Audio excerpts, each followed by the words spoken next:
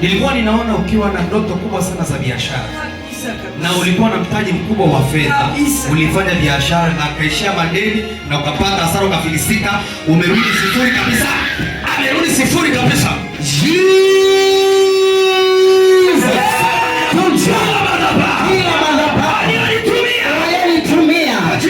Nikaona mambo yako yameharibika kabisa kabisa, ukabaki na madeni.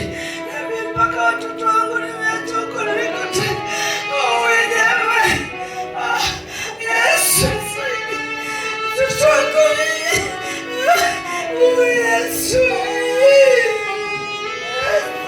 Watu wamelonga baba. Ni kama una mtoto unaye. Nitakwambia. Kile ulimwengu wa kiroho wakati amekuwa na ile tumbo kubwa, hakuwa na ujauzito, lakini ilikuwa dalili za ujauzito. Lakini tumbo lilikuwa limekuwa kubwa. Tumbo limekuwa kubwa, unaenda kwa daktari, hawaelewi nini ambacho kimekaa kwenye tumbo. Lakini tumbo ni kubwa.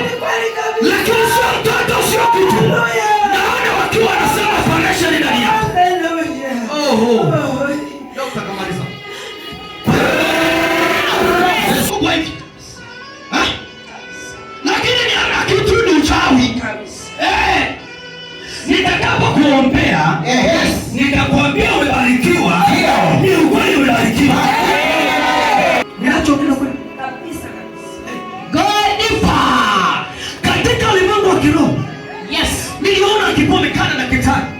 Daktari aelewe kama wachana ile tumbo. Kimsingi nilikuwa ninaona operation. Na wakati Mungu akiwa ananiambia kwa habari ya hiyo tumbo, walisema tukiendelea kupasua hili tumbo itakuwa sio sawa. Haleluya. Amen. Bwana Yesu asifiwe. Amen. Ukibeba hapa chini.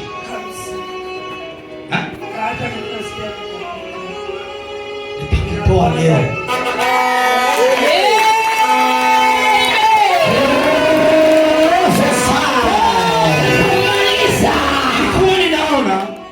Akiwa na operation.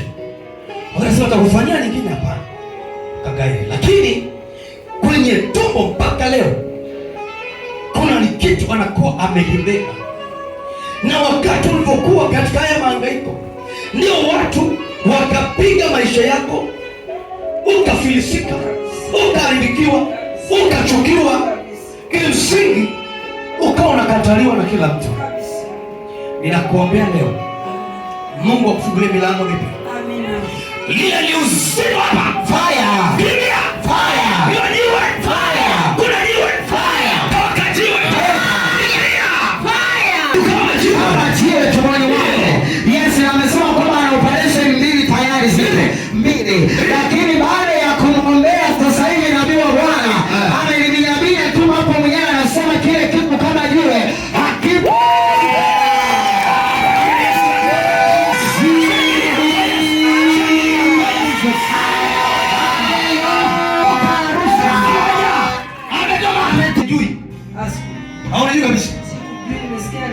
Lakini nimekuambia mambo yako.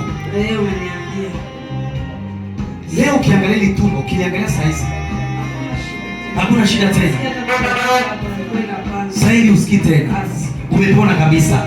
Wewe unaitwa nani? Mimi naitwa Zanzibar. Unasema unatokea Arusha? Nikuja hapa sasa hivi na mwezi. Patia Yesu makofi. Haleluya.